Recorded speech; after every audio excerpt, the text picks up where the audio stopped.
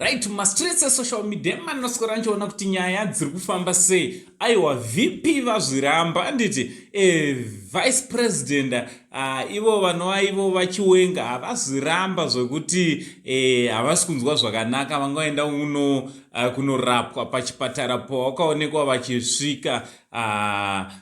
Vazukuru nyaya yacho nandofunga murungoinziva iri kuseculata ndo kavhidhio kandoda ndikuradzei vachiramba kuti aiwa moda kuti ndifambirepi chaizvo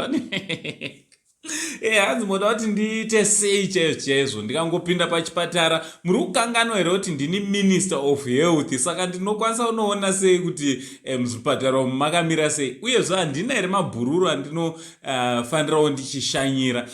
Asi ndisanda kuradzai kavhidhio kaVP kari kuseculata usati wasubscribe pano paSaint TV. Aiwa, this is the right place, the right channel to be. Subscribe, turn on your notification bell so that every time we upload a video you will be notified. Nchitoti zviri kudi kwese kwamuri vazukuru vasekuru Saint pano number 1 YouTube channel yenyu aya munofarira nditi.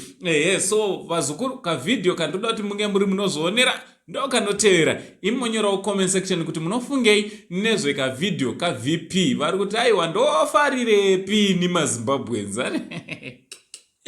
So from Uncle Saint, the only Zim Uncle Paris no chitichi, much love. They forget I'm Minister of Health. I've gone to see, new ideas, new equipment, and all the ideas. My brother wants to, to do open heart surgery. What's wrong with people? I should never visit a friend who is who has got a surgery or a clinic or a hospital. Now, how do I visit my